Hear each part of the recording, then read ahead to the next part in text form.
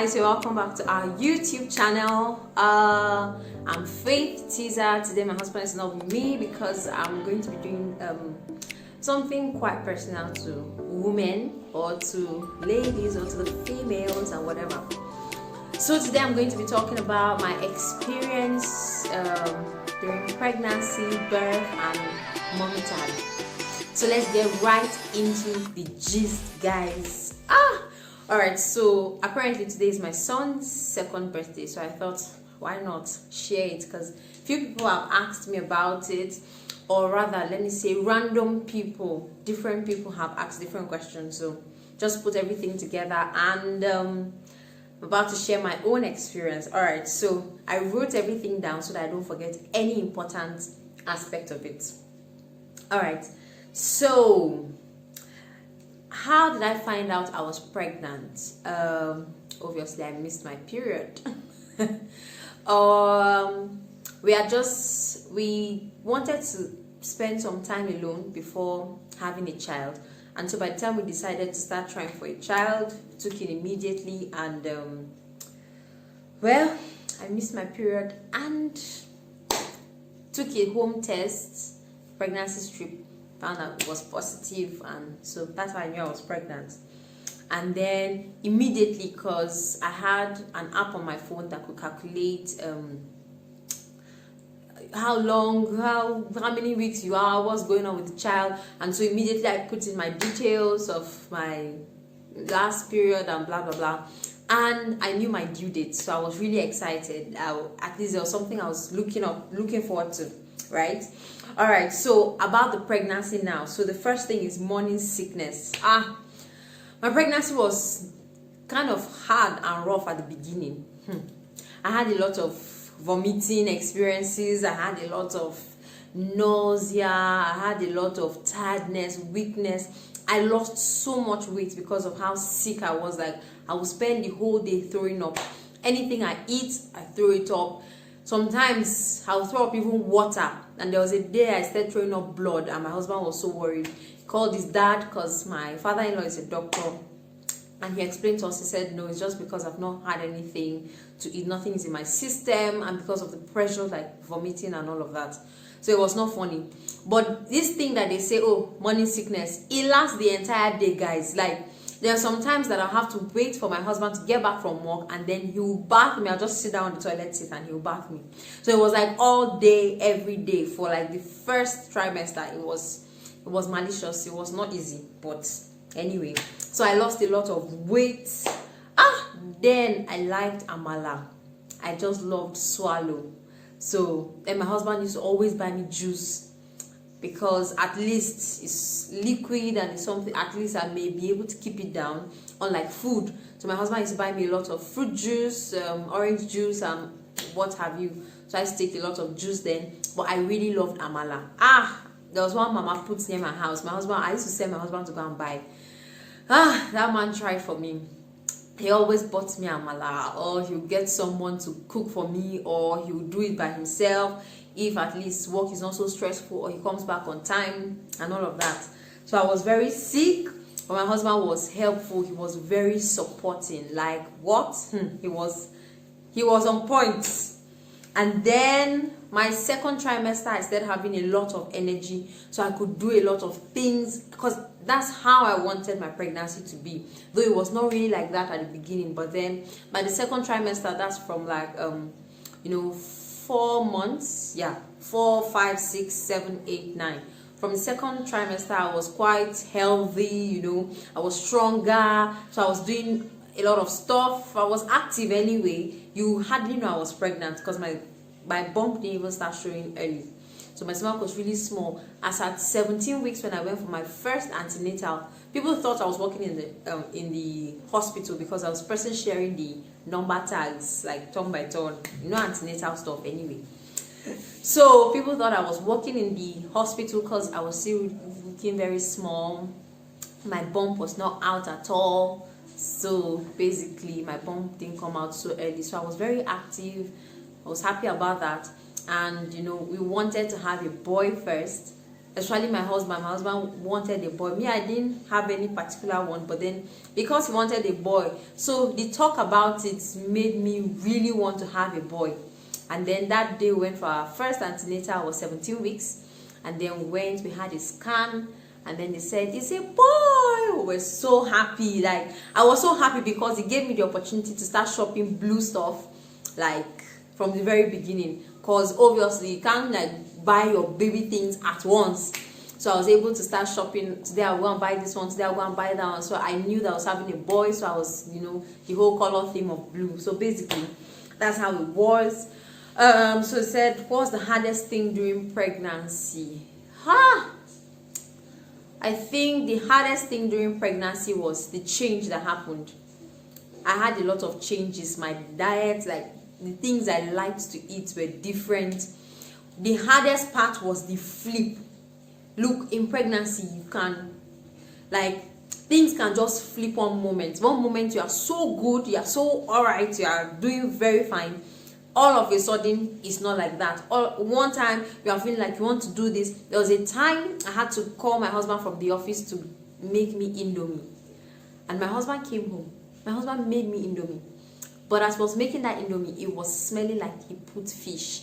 It made me feel like I'll throw up, and I didn't eat that Indomie again. Worst of all, he was fasting, so he couldn't even eat that Indomie. So that Indomie just stayed in the pot throughout the day.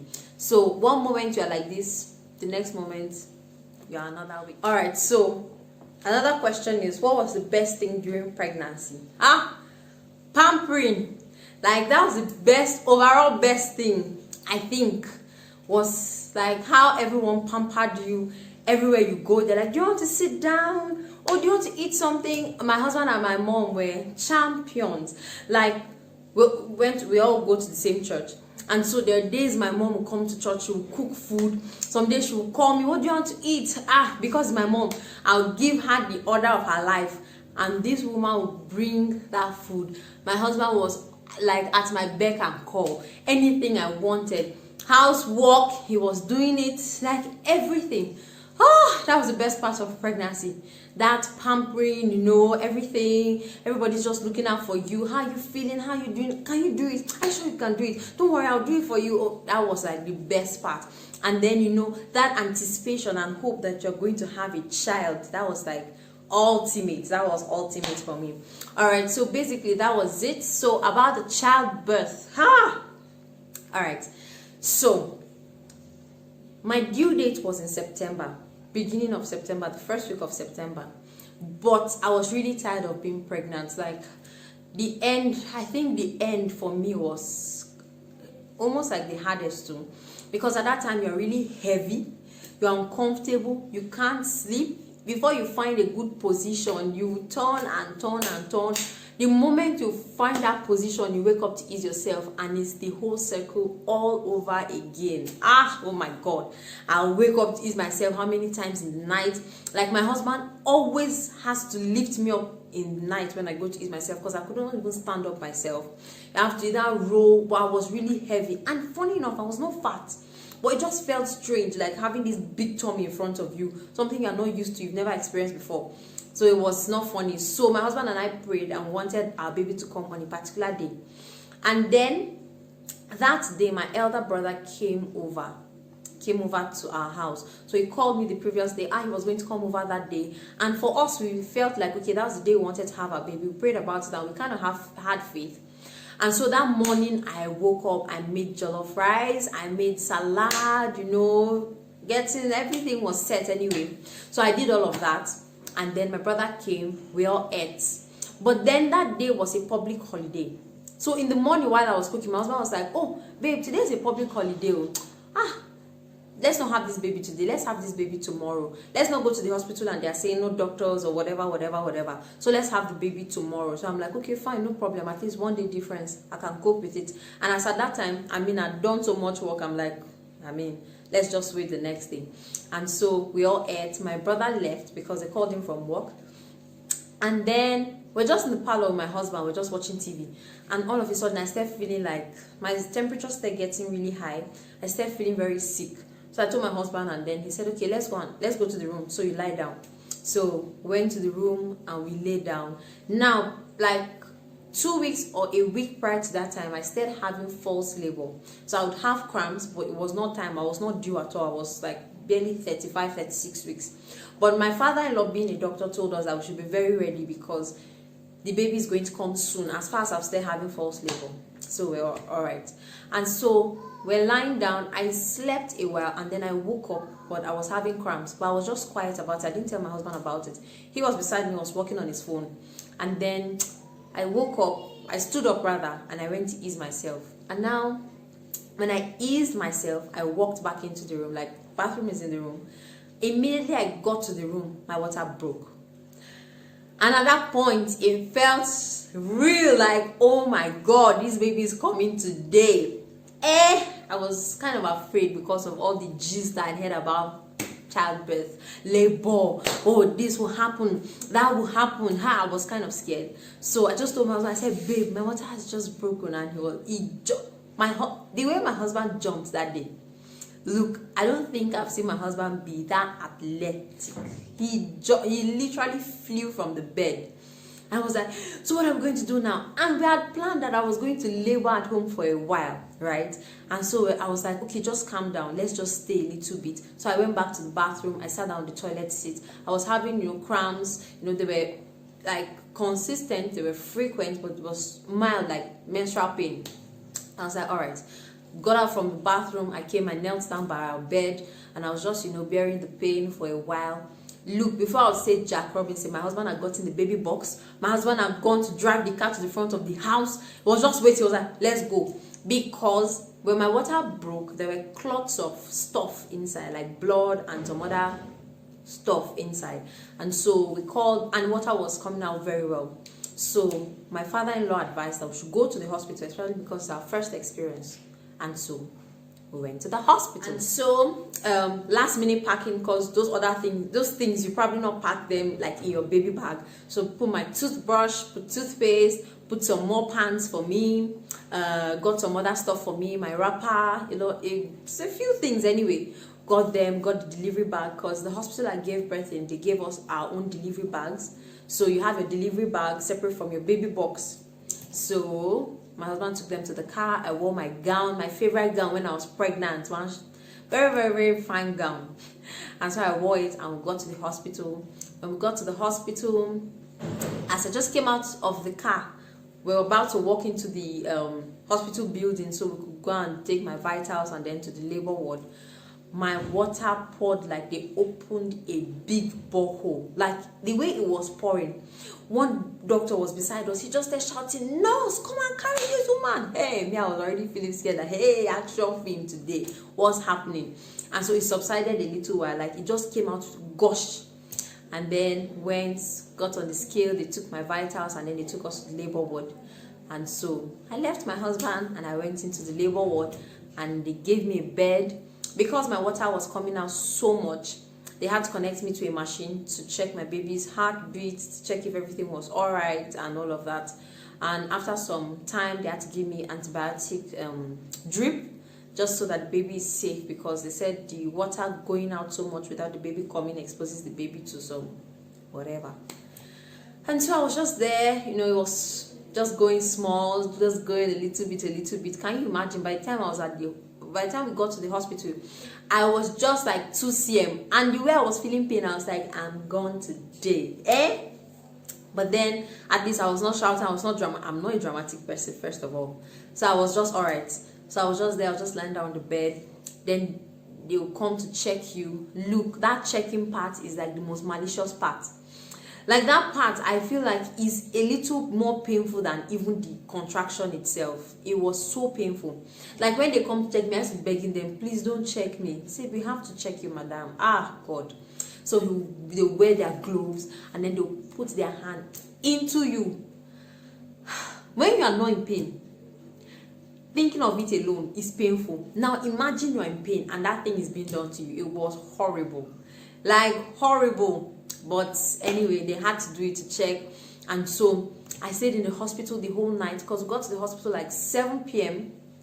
and because my water broke around past 5 to 6. So we got to the hospital around 7 p.m. Took me to the labor ward past 7, and then so I was there. By 7 a.m. guys, I was just at 5 cm. Like, I just moved 3 cm. Like, who caused me? I was like, God, how can this be happening to me? You know, because before we left the house, we had prayed. My husband had prayed for us, like how the delivery should go. We had faith about it. We have been praying for it a while back throughout the pregnancy. And so I was like, God, this is not what I wanted. And so my doctor, because I had one doctor from my pregnancy till I gave birth. So he came, called him, and then he came. And then he was talking with the nurse, and I was hearing him mention something pitocin or something like that. And I know that that's the thing they call hot drip, like to induce. And I didn't want to be induced. Look, I said calling on Jesus. I was like, oh my God, please, I don't want them to induce me. I was so scared of that inducing because of the horrible things I had heard about inducing. And so I was just praying for speed. But at that time, the pain, like I was just shout, and then I'll stop. But it was not funny. It was not funny. And then that was 7 a.m. I was still 5 cm. So I needed to go to a whole 10 cm. So I had cms of 5 that journey. And so I started praying. Around 9, they did this change of duty or shift or something in the hospital. And then before that happened, the nurse that was around in the night, I told her, I said, I feel like I want to use toilet. Like I feel an urge to push, like I want to poo. And she was like, just do it there. And remember, I'm like, please, my story shall not be told that I pooed on the bed. But apart from that, I really felt like it was not just poo. I knew that it was a sign that the baby was actually right there for me to come out. Because, I mean, my sisters have given birth and all of that. And so I was just holding it. So this time what I was doing was, because I was feeling the strong urge to push, I was holding it back. So it was kind of harder. And then they changed shift, and then the new set of nurses, now they were like 3, they came into our room and then they checked us. So immediately they came in, I heard one of them, she spoke Hausa. And so I spoke Hausa to her, let's communicate in our lingua. And so I spoke Hausa to her and I explained to her how I felt. And she said, So she came, she checked my file. And she was like, you just from 2 cm, you went to 5 cm in 12 hours. She was like, okay, let me check. Immediately this woman put her hand. She screamed, like she even made me afraid. She screamed, Jesus, the head is here. And look, it was not up to 2 minutes I gave birth. Immediately she just told me, stand up. I stood up. They put the Macintosh stuff on the bed so that everything from the giving bed does not stain the hospital bed. And then they got their things ready. They got the suction for the baby's nose. They got the peg for holding the umbilical cord. They got everything out anyway. Basically, the time had come. So guys, in 2 hours, I moved from 5 cm to 10 cm. And all this while, my husband was outside waiting for me. My husband's parents, his mom and his dad, were sitting outside the entire night, and it rained. Love. God bless them. And so the woman just told me, when you feel your next contraction, push with all your might. And so I told her, I said, I feel another one coming. And she said, okay, I should hold my ankles. So imagine you're lying down holding your ankles. And she said I should push hard. And me, I was just busy shouting. She was not like, Madam, I did not say you should shout. Like, push with your might. I was like, okay. She told me to calm down, to rest first. And so when my next contraction came, I pushed and his head popped out. But that was the most painful part. Like, if you put the entire labor, I feel like it was not even as painful as the moment his head came out.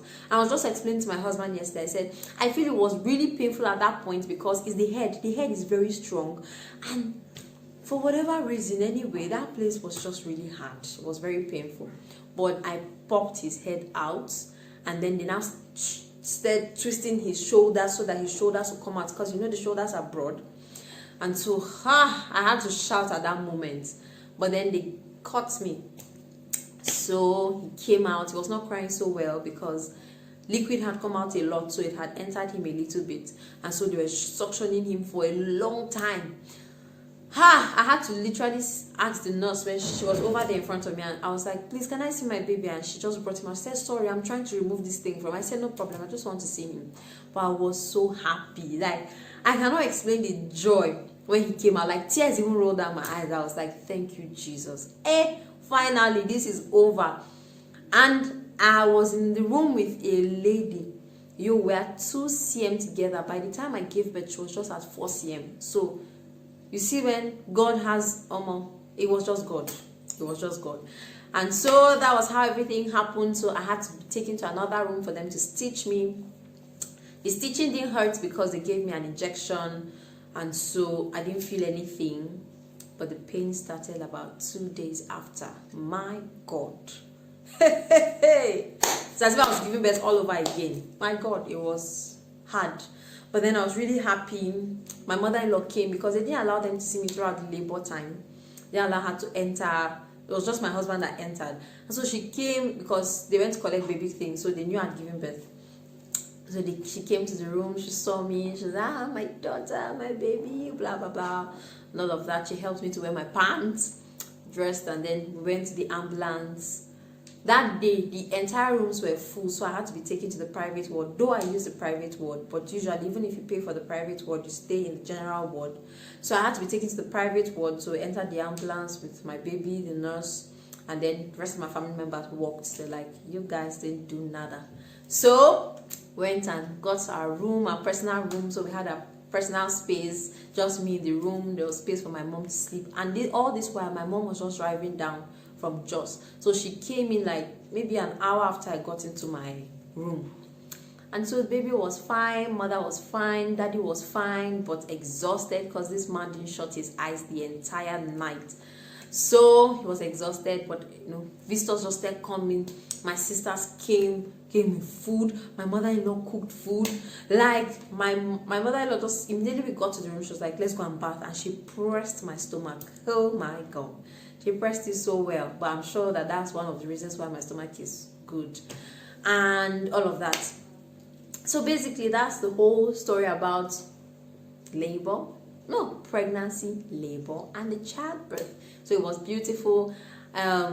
I didn't start breastfeeding immediately, like breast milk didn't start coming out immediately, though my baby was able to latch on very well. So he was holding it and sucking, so at least something was coming out, but it was not much. Like you will not say, oh, but maybe just drop, or when he draws it very well. And the entire day, because I gave birth around 9 in the morning, that entire day he didn't eat, he didn't cry, he was sleeping completely. So at least I was not under so much pressure.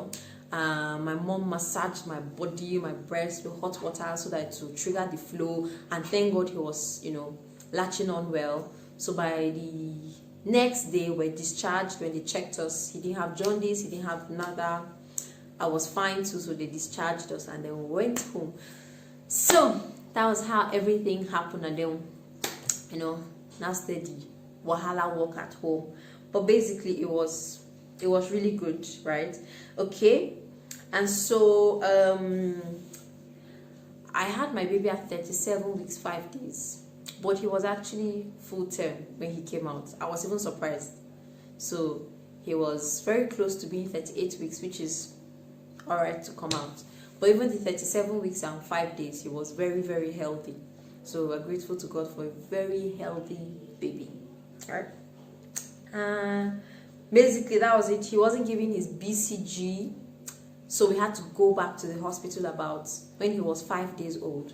We had to go back to the hospital for his BCG. It was not funny at all because my husband and I made a joint decision not to have our mothers around, like any one of them, because my mom, being my mom, the mother of the girl, she wanted to be around, and I didn't want to make my mother-in-law feel somehow because that was her first grandchild. So I wanted her to have equal experience, and we didn't have enough space to have both of them around because our house was really small. So we just said, you all should stay in your houses. If you want to come and see us or see your grandchild, come to the house. So every day we're having guests. Everybody was cooking food. Everybody was coming. So that was how it was. But on that fifth day, we had to go to the hospital very early, and my mom's house was not so close to ours. So my mom had to come after we were back from the hospital.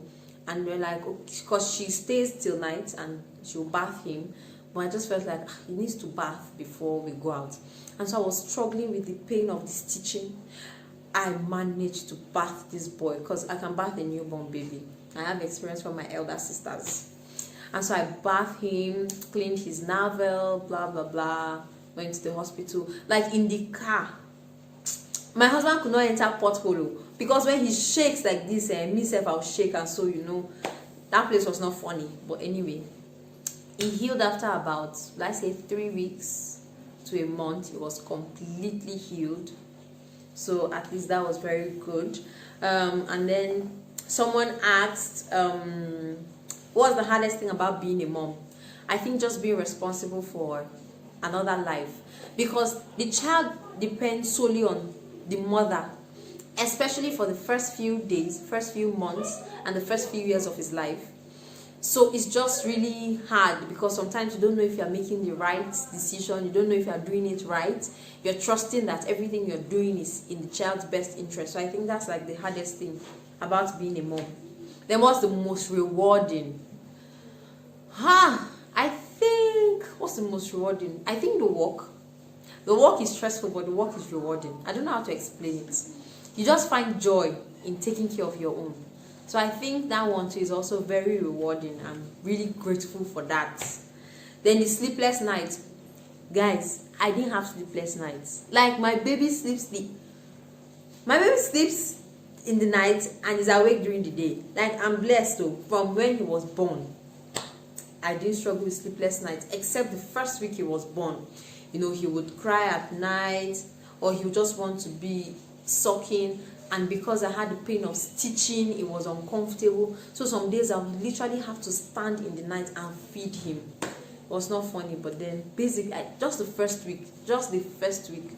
But since then till today, my son does not wake up to eat in the night, as in this kind, like as he is now 2 years old. I wake up to take tea or do something. Once my son sleeps, it's till the next morning. Sometimes you have to go and wake him, because he's sleeping till like 10, 11. So my son sleeps. I never had sleepless nights, so I'm grateful for that. I had attachment issues, like mommy issues. Mom guilt. Like I could not leave my child anywhere. I just feel you're not doing it right. Like even my mom and my mother-in-law, and these people have experience. I mean, they raised us and we're doing very fine. But I just felt like these people don't understand. They will not do it well. So I had that issue. I remember the first time we ever dropped him, he was about 1+.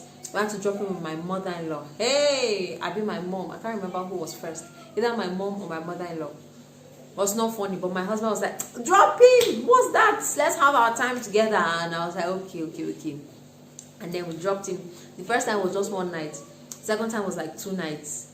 But now, I've become pros. When we traveled last month, we dropped him for like 5 days.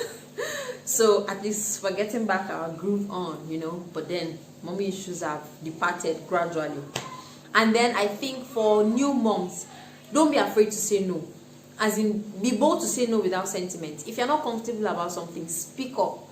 If you're not happy with something, speak up. If you don't want your child to do something, speak up about it. Because at the end of the day, the truth is that no one would really care about your child like you.